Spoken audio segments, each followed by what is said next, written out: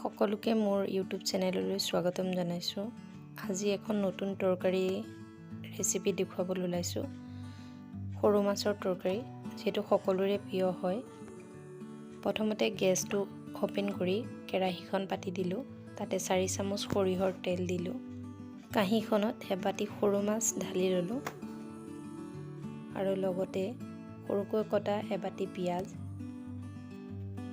আৰু সৰু সৰুকৈ কাটি লোৱা এবাটি বেঙেনা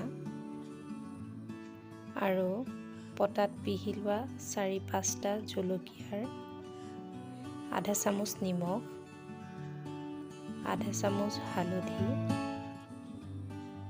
এতিয়া সকলোখিনি একেলগে সানি ল'ম। একেলগে সকলোখিনি সানি ল'লে মাছৰ গাত নিমখ আৰু হালধিখিনি ভালদৰে সোমাই যাব।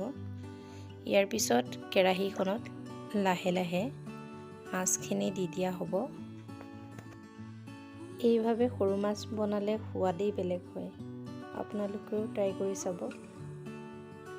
এয়া লাহে লাহে মাছখিনি কেৰাহীত দিয়া হৈছে আৰু এতিয়া লাহেকৈ ঢাকনিখন লগাই দিম। ঢাকনখন দিয়াৰ অৰ্থটোৱে হৈছে মাছটো ভালদৰে সিজিব, যিহেতু ইয়াত পানী দিয়া নহয়, আৰু গেছৰ ফ্লেমটো কমাই দিব। বৰ্তমান ঢাকনিখন আঁতৰাই চাইছোঁ, পানী ওলাইছে মাছৰ পৰা। এই পানীটো শুকাবৰ কাৰণে আকৌ ঢাকি দিলোঁ।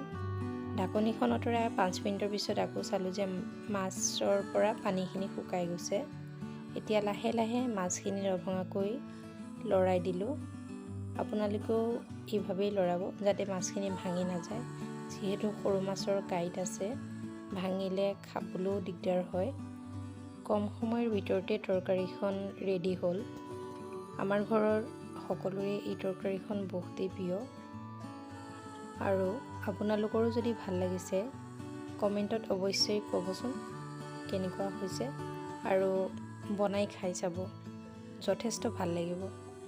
আৰু লাইক কৰিবলৈ, ছাবস্ক্ৰাইব কৰিবলৈ নাপাহৰিব। কমেণ্টত অৱশ্যই ক'ব।